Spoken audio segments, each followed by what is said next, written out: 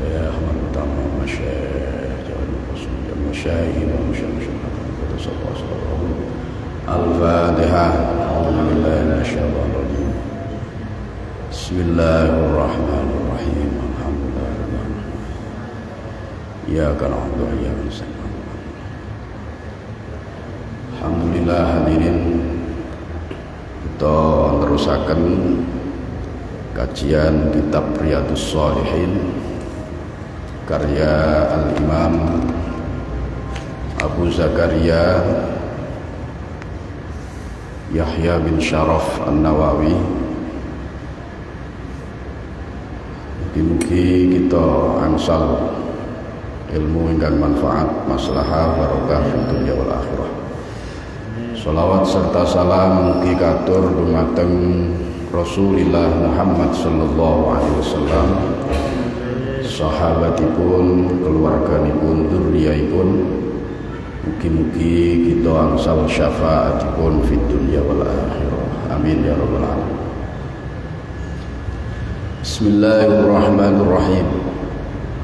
Wa an Abi Nujaidin, dan diriwayatkan dari Abi Nujaid bidhammin nuni wa fathil jimi, Imran bin Husaini, yaitu Imran bin Husain Al-Khuzai dari suku Khuza'ah radhiyallahu anhuma. Di hadis ini sumbernya dari Imran bin Husain, sahabat Rasulullah sallallahu alaihi wasallam yang masuk Islam di tahun 7 Hijriah. Beliau ini Islamnya bersamaan dengan Islamnya Sayyidina Abu Hurairah radhiyallahu anhu. Tepat ketika perang Khaybar, di masa perang Khaybar beliau masuk Islam bersama Abu Hurairah. Kemudian dalam perjalanan hidupnya ini, Imran bin Husain ini mengikuti beberapa peperangan dengan Rasulullah sallallahu alaihi wasallam. Lalu di masa Sayyidina Umar radhiyallahu anhu ketika menjabat sebagai khalifah, Imran bin Husain ini diperintahkan oleh Umar bin Khattab untuk berdakwah di daerah Basrah. Basrah niku Irak.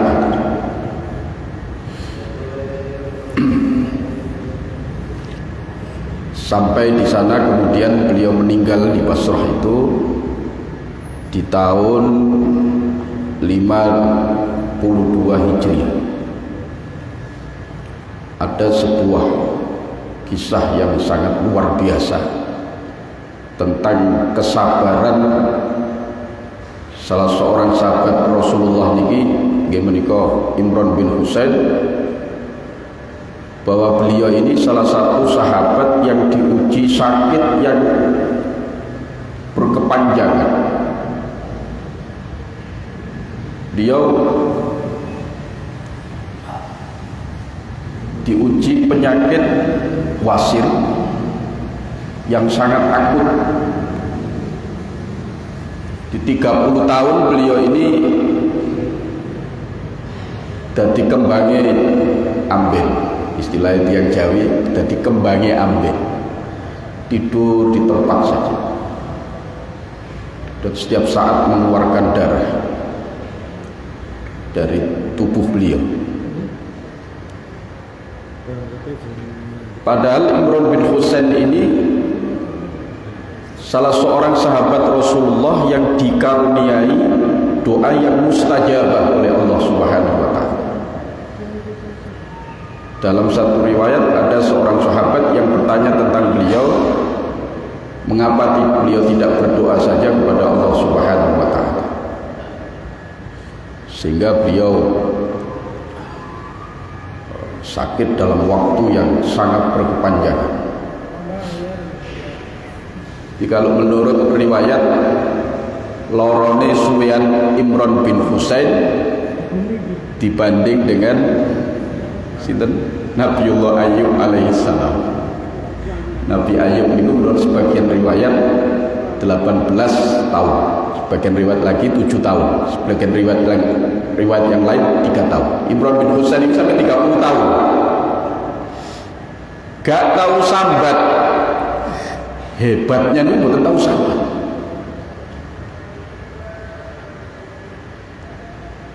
Ternyata di dalam sakitnya itu Imran bin Husain ini Masya Allah, Allah memberikan karomah, ya. Allah memberikan kemuliaan. Tiap hari malaikat itu datang mengucapkan salam kepada Imran bin Husain, dan beliau mendengar, beliau tahu salamnya para malaikat itu tiap hari.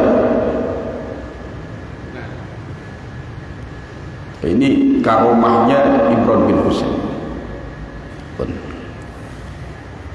Kemudian yang terpenting adalah kita akan mengkaji apa yang diriwayatkan oleh Imran bin Husain ini. Annam ra'atan min Juhainata atat Rasulullah sallallahu alaihi wasallam. Dia ada seorang wanita datang kepada Rasulullah sallallahu alaihi wasallam. Wanita ini dari suku Juhainah. Dalam riwayat yang lain itu dari suku Ghamidiyah. Ini nama wanita ini tidak disebut dalam hadis ini, cuma di dalam syarahnya terjadi beberapa perselisihan para ulama terkait nama daripada wanita itu. Ada yang mengatakan wanita itu adalah Khawlah binti Khuwailid. Ada juga yang mengatakan bukan itu namanya, tetapi nama yang lain. Wanita ini datang kepada Rasulullah wahiyya khubla minaz zina. Dia dalam keadaan hamil hadir. Dalam keadaan hamil oleh karena perbuatan zina. Untuk apa datang kepada Rasulullah sallallahu alaihi wasallam? Mari kita ikuti riwayat selanjutnya ini. Faqalat ya Rasulullah asabtu haddan fa'akimhu alayya. Wanita niki matur datang Kanjeng Nabi, ya Rasulullah, saya ini telah melakukan pelanggaran, maka tegakkanlah hukum kepada saya. Tegakkanlah hukum terhadap saya.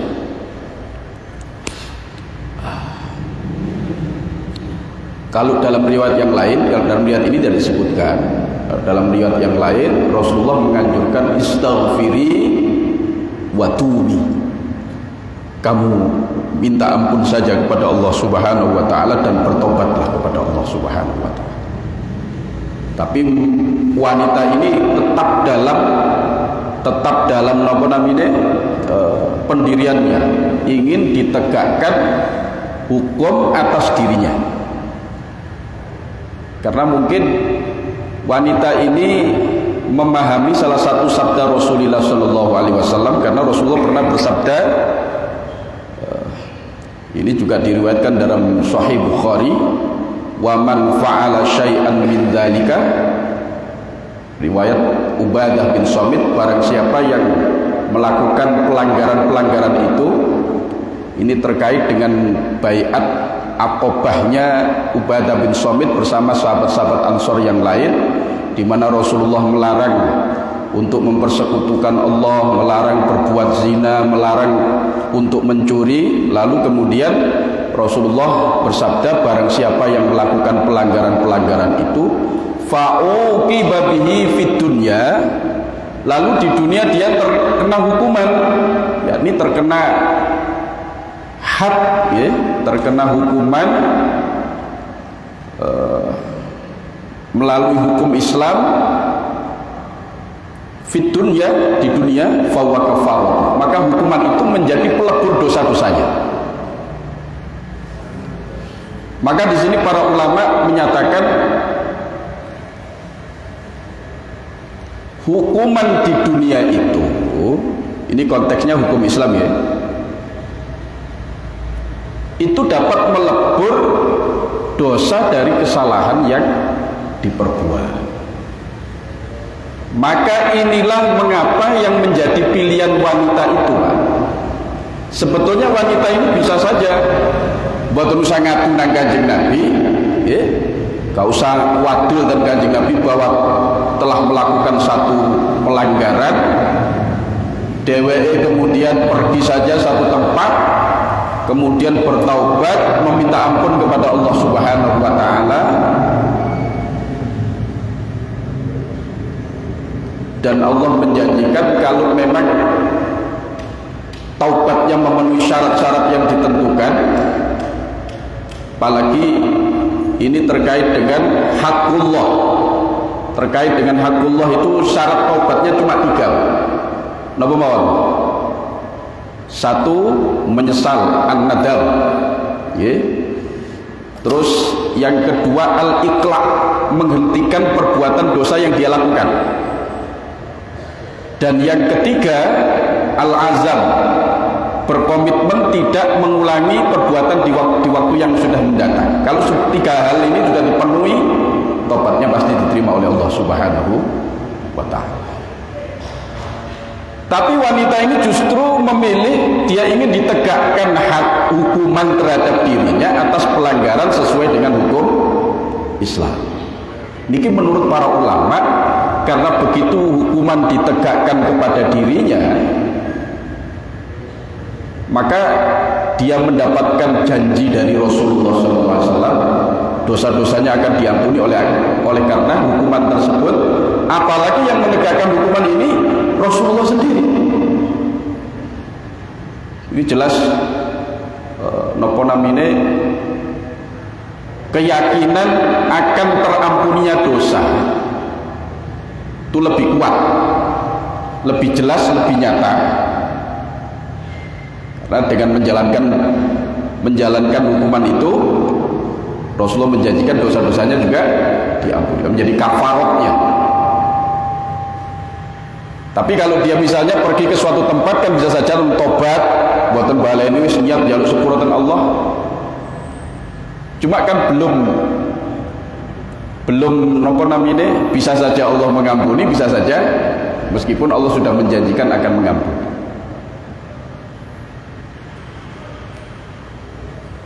Faqul istaghfiru innahu kana ghaffara, faqul istaghfiru rabbakum innahu kana ghaffara. Kata ayatnya, katakan mohonlah ampunan kepada Allah, sesungguhnya Allah itu Maha Pengampun, dan lain sebagainya. Cuman kan masih belum nopo namanya, belum nyata apakah memang Allah benar-benar mengampuni atau tidak.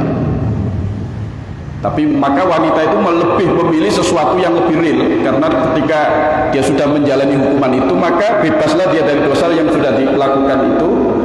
Apalagi yang melakukan, yang menegakkan hukum niki Kanjeng Nabi Muhammad SAW. Luar biasa dia.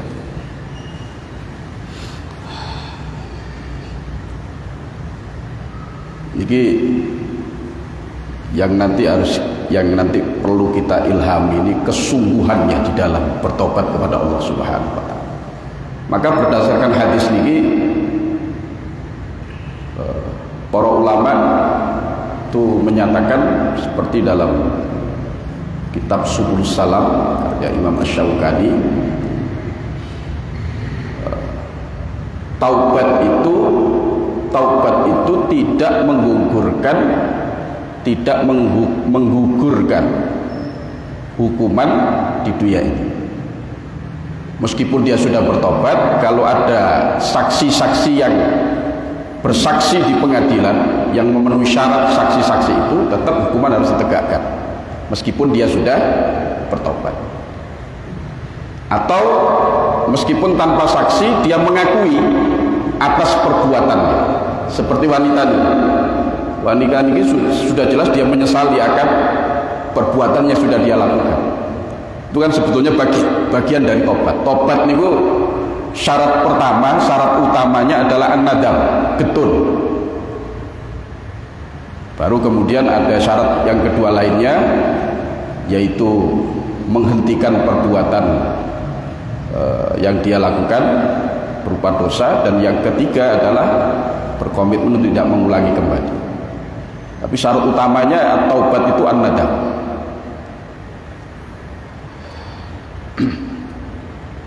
Makanya lek enek wong ngaku tobat,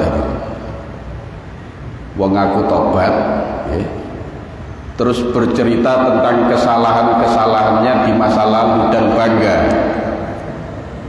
niki perlu dipertanyakan taubatnya. Jenenge wong tobat itu mesti menyesal, karena syarat utamanya tobat itu menyesal.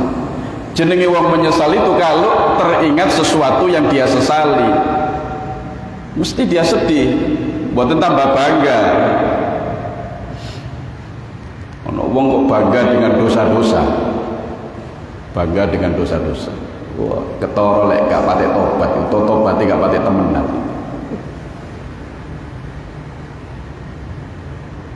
Awak dhewe iki pengalamane akeh rek, cerita tenan lari-lari ndem. Zaman nomor biyen si A, si B, si C, kok delok mantan kabeh. Oh, jelek wong niki.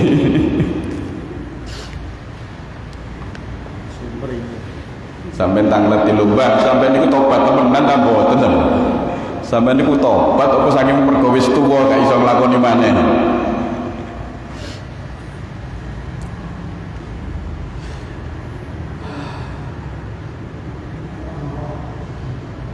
Niki luar biasa nih wanita ini.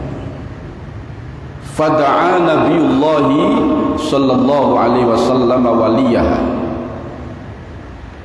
Faqala ahsin ilaiha. Wa idza wada'at fa'tini. Fa fa'ala fa amara biha fa fa'ala ila akhirih. Kemudian ya, setelah wanita ini sebelumnya sudah dianjurkan oleh Rasulullah SAW untuk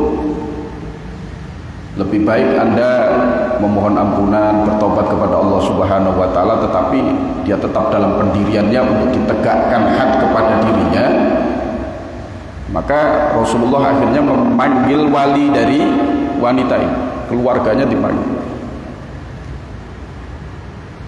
dipanggil, Kanjeng Nabi berpesan ahsin ilaiha, wanita ini bawa pulang, rawat dengan baik. Dalam riwayat yang lain dikatakan sampai wanita ini melahirkan. Di riwayat ini juga dikatakan fa idza wada'at fa'tin. Kalau wanita itu sudah melahirkan, baru bawa dia ke sini. Riwayat yang lain, kalau wanita ini sudah melahirkan, lalu sudah masa menyusui anaknya habis, dan kemudian menyapih anaknya telah disapih dari persusuannya, maka bawalah wanita itu ke sini. Karena memang hukuman itu tidak boleh ditegakkan kepada orang yang yang dalam keadaan mengandung,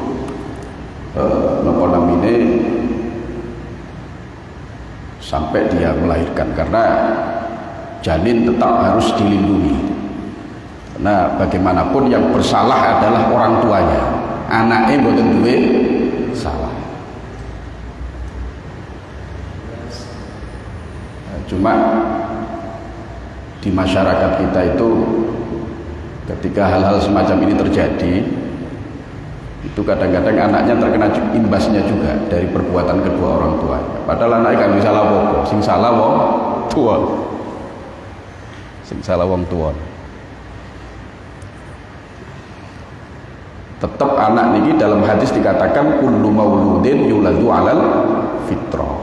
Anak itu, setiap anak yang dilahirkan itu tetap dalam keadaan suci, tidak membawa dosa apapun. dan tidak ada dosa turunan, itu tidak ada. Wala taziru waziratu wizra ukhra. Orang lain itu tidak bisa menanggung, seseorang tidak bisa menanggung dosa orang lain. Ya cuman memang ada konsekuensinya. Ada konsekuensinya memang dalam hukum Islam itu. Kalau dalam mazhab Syafi'i memang kalau memang anak itu sudah terlahir, maka orang tua yang menzinai itu ya bukan orang tua laki, nasabnya si anak ini ikut ibunya, bukan ikut ayahnya. Ikut ibunya, bukan ikut ayah. Jadi misalnya ayahnya ini meninggal, anak ini betul berhak mendapat ayah biologis dia. Ayah biologis itu kalau meninggal, anaknya juga tidak mendapat bagian dari waris. Dan ayah biologisnya ini tidak punya hak juga untuk menjadi wali dari anak ini tadi, kalau memang anak ini perempuan dan sudah waktunya untuk menikah. Walinya siapa? Walinya hakimnya nih. Nah, ini kalau diperkirakan anak itu antara kelahiran antara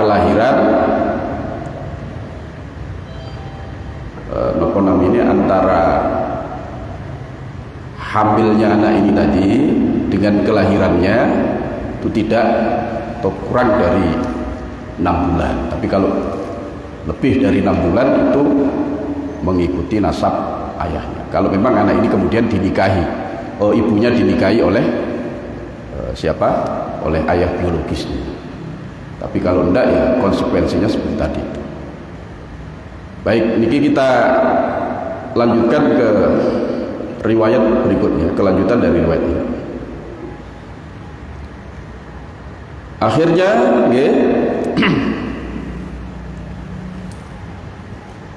setelah anak itu lahir kemudian dibawa ke hadapan Rasulullah Shallallahu Alaihi Wasallam ibunya, maka kemudian Rasulullah menegakkan hak terhadap ibunya ini. Nah, ini zinanya zina muhsan. Di zina itu ada 2 kategori, Pak. Ada zina muhsan, ada zina ghairu muhsan. Zina muhsan itu adalah zina yang dilakukan oleh orang yang sudah menikah. Kalau zina ghairu muhsan itu zina yang dilakukan oleh orang yang belum menikah. Itu zina muhsan ini sanksinya lebih berat daripada yang ghairu muhsan. Kalau yang muhsan ini nanti dirajam dalam hukum Islam, dirajam sampai meninggal. Itu menunjukkan betapa beratnya sanksi dari perbuatan zina ini. Dan hati-hati kalau panjenengan ngene muga kalau sampai dijaga oleh Allah Subhanahu wa taala. Karena memang zina ini merusak nasab. Dengan rusaknya nasab ini, maka tidak ada bedanya antara manusia dengan satu. Kemudian akan menghancurkan struktur keluarga, struktur kerabat dalam keluarga. Banyak rentetannya itu. Sehingga sanksinya memang berat. Itu sanksi di dunia, belum sanksi di akhirat. Tapi kalau sanksi di dunia ini sudah ditegakkan, maka dia bebas dari sanksi akhirat. Itu mengapa si wanita ini lebih memilih ditegakkan sanksi itu di dunia. Fa'amara biha Nabiullah sallallahu alaihi wasallam fashuddat 'alaiha thiyabuha.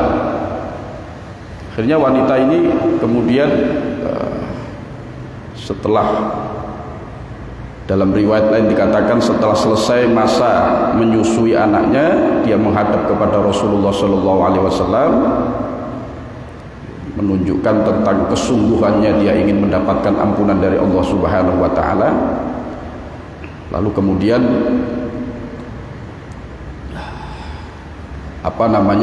pakaian wanita ini diikat. Saking hati-hati nih Pak, betul-betul konsisten terhadap taubatnya, khawatir nanti ketika dia ditegakkan hukum Allah pakaiannya terbuka sehingga auratnya kelihatan. Itu pun masih sempat untuk menjaga diri seandainya nanti benar-benar terlihat betul kesungguhan di dalam bertobat kepada Allah Subhanahu wa taala. Tsumma amara biha farujimat. Akhirnya ditegakkan hukum Allah, dia dirajam sampai dia kemudian meninggal.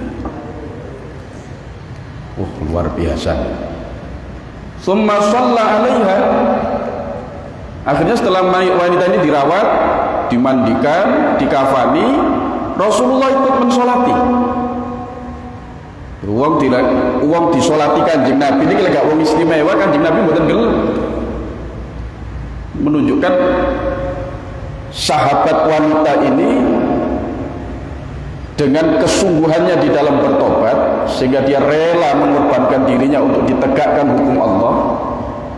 Selain dia supaya mendapatkan ampunan dari hukum Allah Subhanahu wa taala, supaya ini juga menjadi pelajaran bagi orang-orang berikutnya, bagi generasi berikutnya, betapa beratnya hukum perbuatan zina itu. Sanksinya di dunianya saja seperti itu, apalagi nanti itu menjadi pelajaran orang-orang sesudahnya. Akhirnya Rasulullah mensolati. Faqala lahu Umar, Sayyidina Umar menegur Rasulullah, tusalli 'alaiha ya Rasulullah. Ya Rasul, apakah engkau mau mensolati wanita itu, padahal wanita itu sudah berbuat zina ya Rasulullah. Apakah engkau mau mensolatinya waqad zana, sedangkan dia telah berbuat zina? Apa jawaban Rasulullah? Laqad tabat taubatan. Wahai Umar, wanita ini sesungguhnya telah bertobat. Jadi Rasulullah tidak melihat masa lalu, karena semua orang itu pasti punya masa lalu. Orang baik punya masa lalu, orang buruk punya masa depan. Yang dilihat Rasulullah konteksnya saat itu, bukan yang kemarin-kemarin. Toh yang kemarin dia sudah merelakan dirinya bertobat dan mau ditegakkan hukum Allah pada dirinya, itu suatu isyarah kesungguhan tobatnya kepada Allah Subhanahu wa taala. Lek wong mboten temenan taubate, ndak akan mau dia untuk menjalani satu proses yang mengorbankan jiwanya gitu. Ini menunjukkan betapa sungguhnya dia di dalam bertobat kepada Allah. Sampai Rasulullah kemudian melanjutkan sabdanya, lau tabat taubatan laqad tabat taubatan lau kusimat baina sab'ina min ahlil Madinah. Andai tobatnya wanita ini itu dibagi terhadap 70 orang dari penduduk Madinah, lawasi aku, maka niscaya taubat itu akan mencukupi bagi mereka. Artinya andaikan ada 70 orang penduduk Madinah, di sini kemudian dijelaskan di dalam syarahnya, dari orang-orang munafik bertaubat seperti taubatnya wanita itu, niscaya taubatnya akan diterima oleh Allah Subhanahu wa taala. Wa hal wajadta, dan adakah engkau menemui wahai Umar, afdhala min an jadat bi nafsiha lillahi azza wa jalla, daripada seseorang yang telah rela mengorbankan dirinya untuk Allah Subhanahu wa taala. Niki hadirin, banyak hal yang bisa kita ambil dari kisah ini. Yang pertama, bahwa orang kalau benar-benar bersungguh-sungguh di dalam bertobat kepada Allah Subhanahu wa taala, itu pasti tobatnya tidak akan sia-sia di sisi Allah Subhanahu wa taala. Nah, ini Allah akan menjanjikan ampunan dari orang-orang yang benar-benar bertobat kepada Allah Subhanahu wa taala. Pertemuan yang lalu pernah saya sampaikan satu hadis qudsi ya, yang dikutip dalam syarahnya Ibnu Battal. Itu Allah Subhanahu wa taala berfirman, "Lau taba 'abdi ilayya." Jika ada seorang hamba itu benar-benar bertobat kepadaku. Jika ada seorang hamba itu benar-benar bertobat kepadaku, nassaitu bihi jawariham. Aku akan melupakan seluruh anggota tubuhnya dari bersaksi nanti di sisi Allah Subhanahu wa ta'ala. Wa nassaitu al-biqa, dan aku akan melupakan juga tempat di mana dia melakukan tindakan kemaksiatan. Karena tempat itu juga akan menjadi saksi kula panjenengan nanti di hadapan Allah Subhanahu wa ta'ala. Benjing ini, masjid ini akan bersaksi. Kita hari ini jam sekian, tanggal sekian, bulan ini, tahun ini kita hadir di majelis ilmu. Makanya para ulama menganjurkan supaya kita memperbanyak saksi kita di hadapan Allah. Kalau sampai mari sholat di satu tempat, sholat di tempat yang lain, itu salah satu tujuannya adalah itu, Pak, untuk memperbanyak saksi di sisi Allah Subhanahu wa ta'ala. Semakin banyak saksi itu semakin baik di sisi Allah Subhanahu wa ta'ala. Dalam persidangan umum mohon juga demikian, semakin banyak saksi, saksi yang menguatkan pula, semakin kuat kedudukan kita di peradilan itu.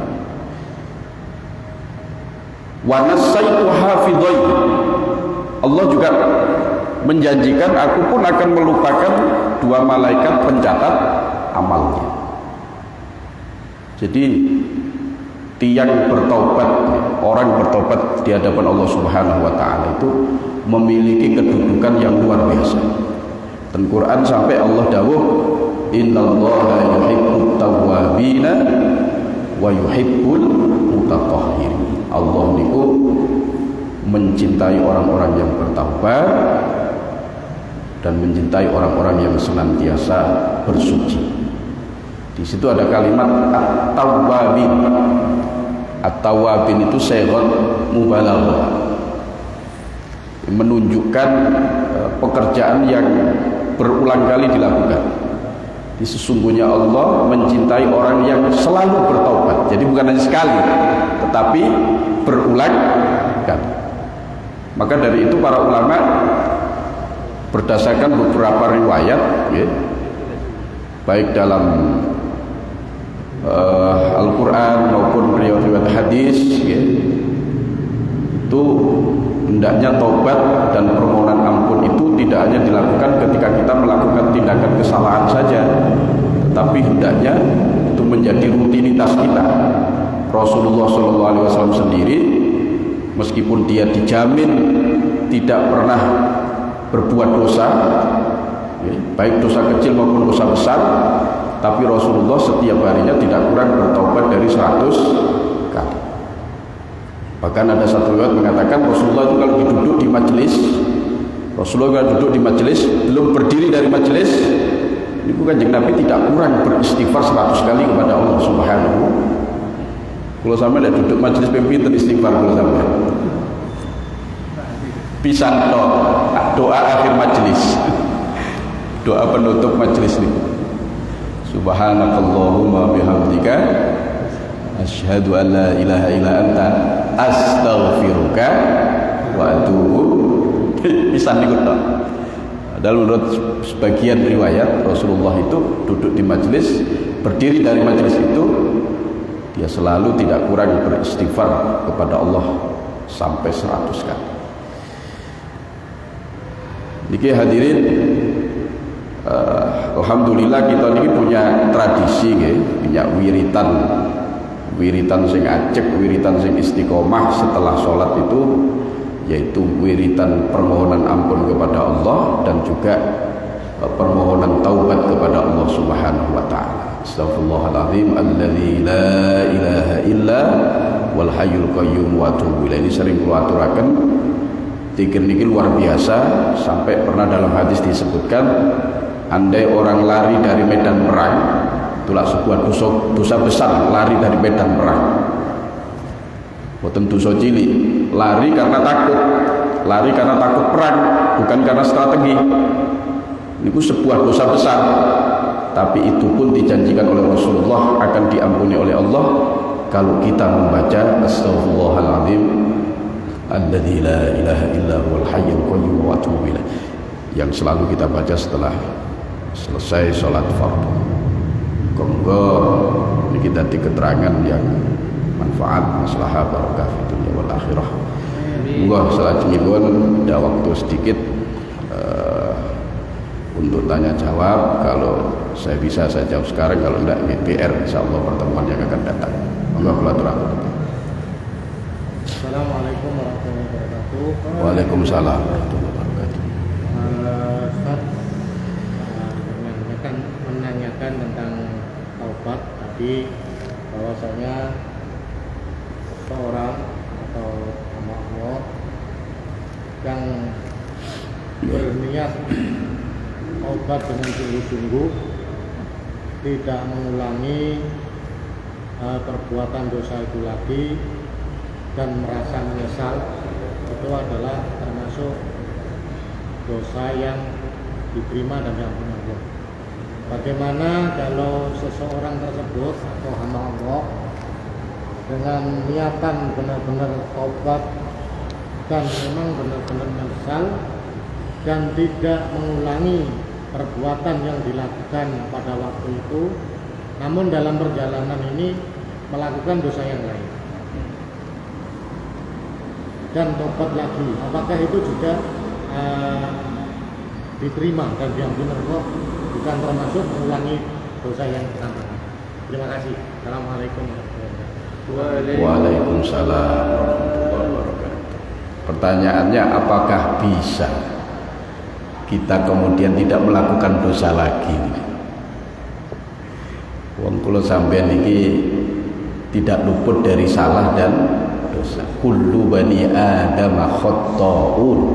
Setiap anak Adam itu akan banyak berbuat salah, banyak berbuat dosa. Wa khairul khata'ina at-tawwabun, tetapi dari orang-orang yang bersalah dan berdosa itu sebaik-baiknya adalah orang yang mau bertobat. Artinya apa? Ketika kita melakukan perbuatan dosa, ya sudah, kita mohon ampun oleh Allah Subhanahu wa taala, dan yang terpenting kita punya komitmen tidak melakukan dosa di masa yang mendatang. Kalau toh di masa mendatang itu kemudian kita terjerumus pada dosa lagi, itu bukan termasuk niat kita saat itu, dan itu tidak menggugurkan tobat kita pada saat itu. Ini adalah berarti kemaksiatan yang baru, dosa yang baru.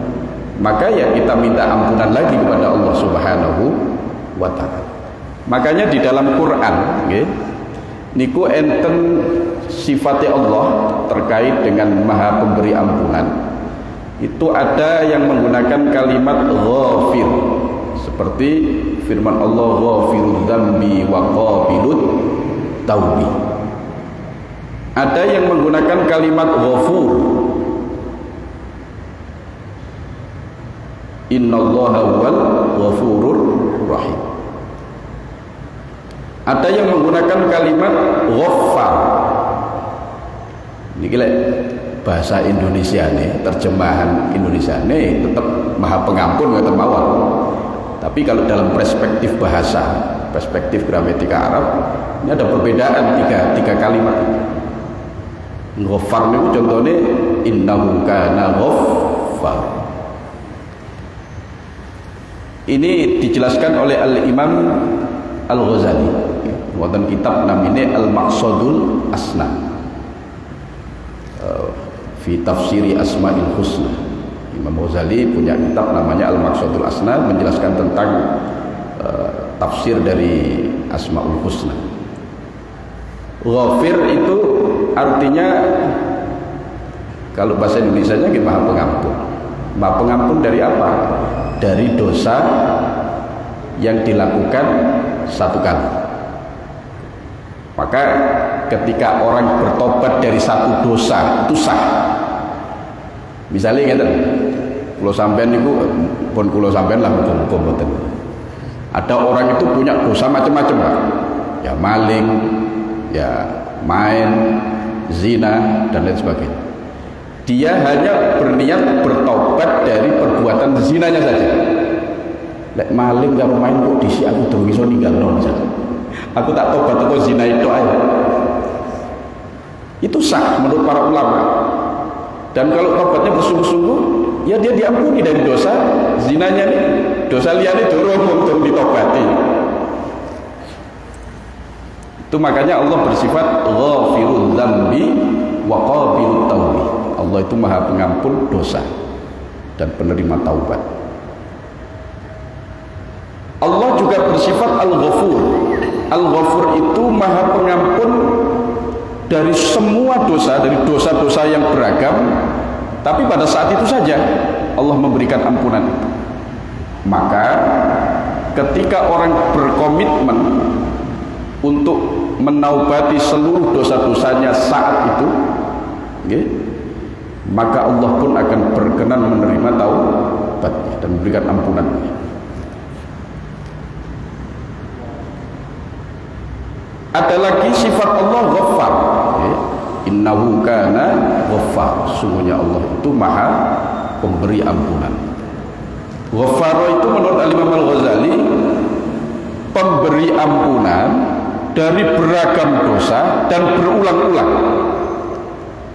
Maka ketika orang melakukan satu dosa atau beragam dosa kemudian minta ampunan kepada Allah, Allah ampuni. Nantinya lagi dia kemudian melakukan dosa lagi, terus kemudian bertobat lagi kepada Allah, Allah memberikan ampunan.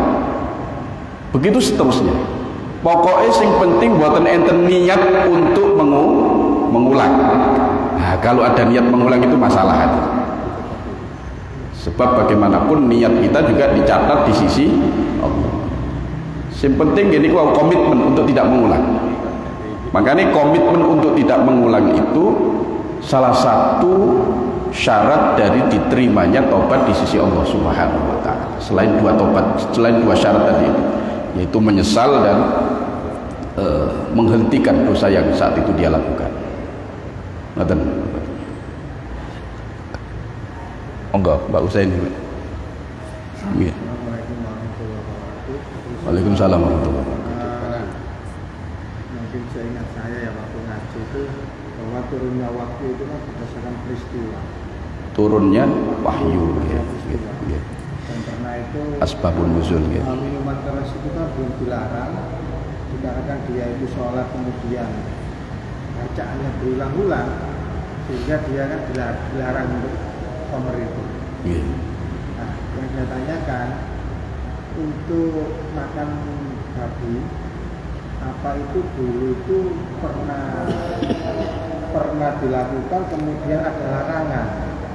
Karena teman saya itu pernah bilang bahwa Nabi Muhammad itu waktu ada tamu nggak ada yang disuguhkan, ternyata ada makanan babi itu disendirikan gitu loh.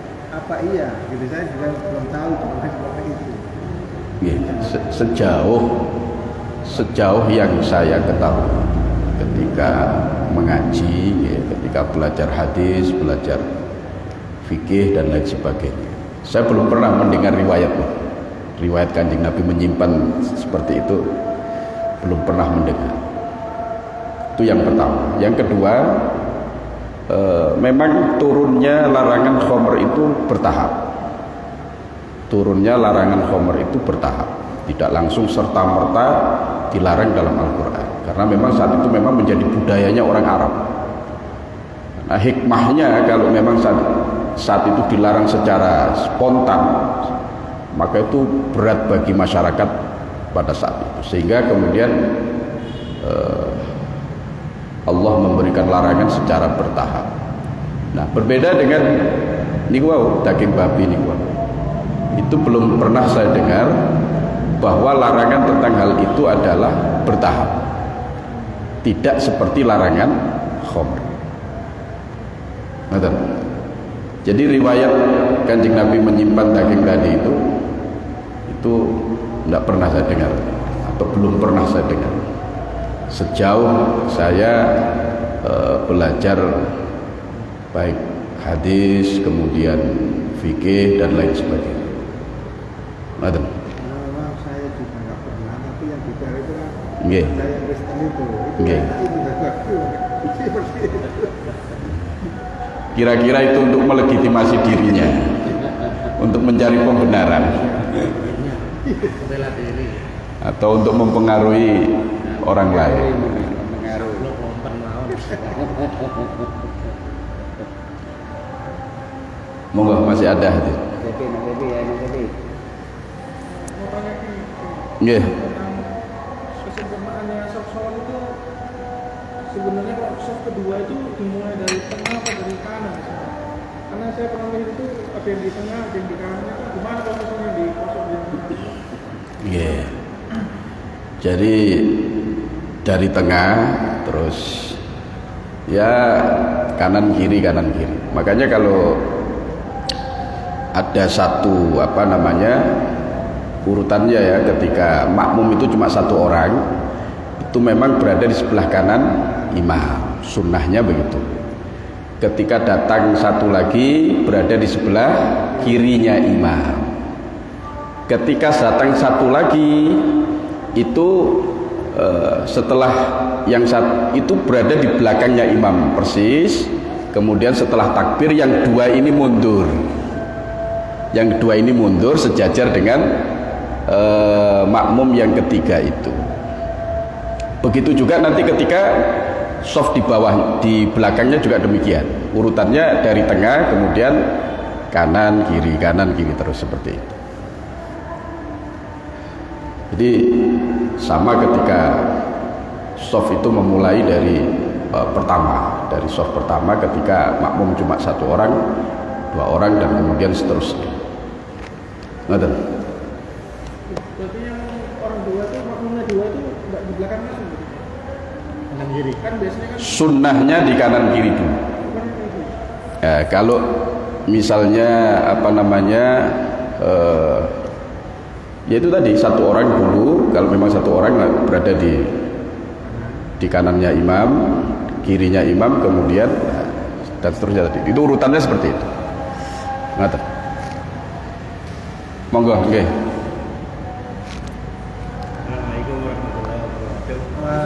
Waalaikumsalam warahmatullahi Ya, tentang masalah berzina itu, oke.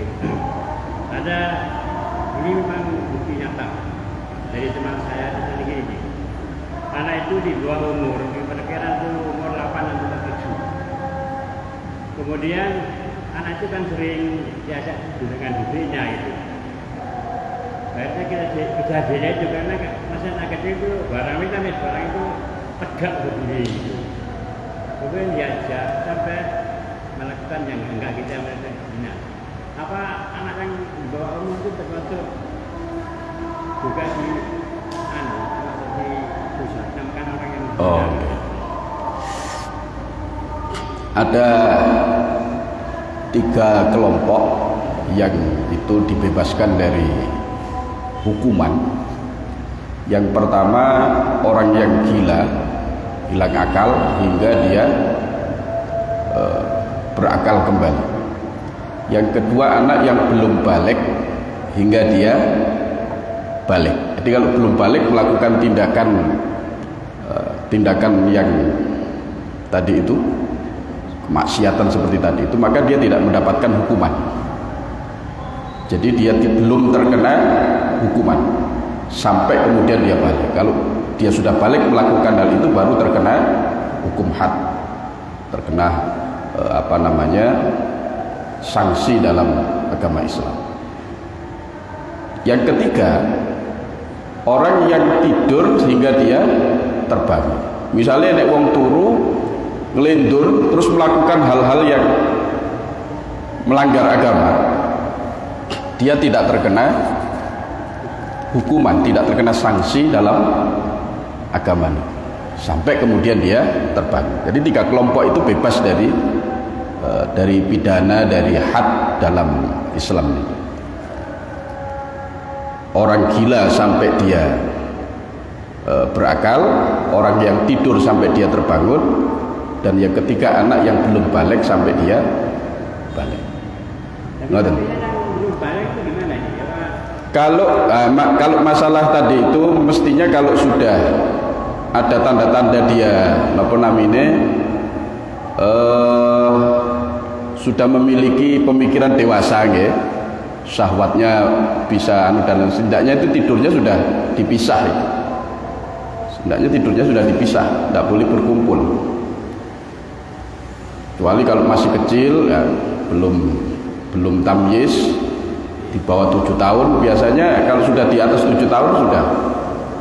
Ya, perkiraan memang gitu, perkiraan umur 7 tahun, tapi nggak ada hasrat untuk gitu, cuma yang namanya mungkin berdiri itu bukan karena nafsu. Oh. Ini anunya ceritanya anak itu. Yeah. Berdirinya tadi bukan karena nafsu. Kemudian dengan yang namanya bebek yang namanya bukan orang tua. Kemudian dia dipaksa kalau nggak mau dipukuli gitu. Anaknya diperkosa. Anaknya dipukuli, diancam. Itu bagaimana dosanya itu? Ayahnya dipasno. Niku nggih sing dosa nggih sing dewasa. Anaknya kan sebetulnya tidak ngerti apa-apa toh nggih.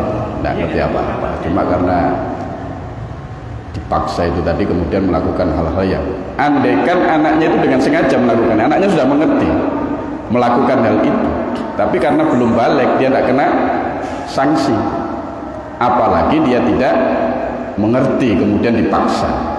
Kalau bagi anaknya tidak terkena sanksi apapun, bagi yang sing dewasa itu sing terkena sanksi. Bukan maksudnya dewasa mah. Ngoten hati. Ya berdirinya pendirian. Sampun enten malih. Pun A'udzu billahi minasyaitonir rajim. Bismillahirrahmanirrahim. Allahumma shalli wa sallim ala sayyidina Muhammad. Alhamdulillahirabbil alamin. Allahumma anfa'na bima 'allamtana wa 'allimna ma yanfa'una. Barik lana ma 'allamtana wa 'allimna yubarik lana fi dunyana wa ukhra. Rabbana faqihna wa faqih ahlana wa talamidana wa dhurriyyatina fi din rahmatir rahim. Rabbana atina fid dunya hasanah wa sallallahu sallallahu ala sayyidina Muhammad. Alhamdulillah. Fatihah. A'udzu billahi minasyaitonir. Demikian hadirin, mugi manfaat, maslahah fi dunya wal akhirah. Dan kurang lebihnya mohon maaf. Assalamualaikum warahmatullahi wabarakatuh.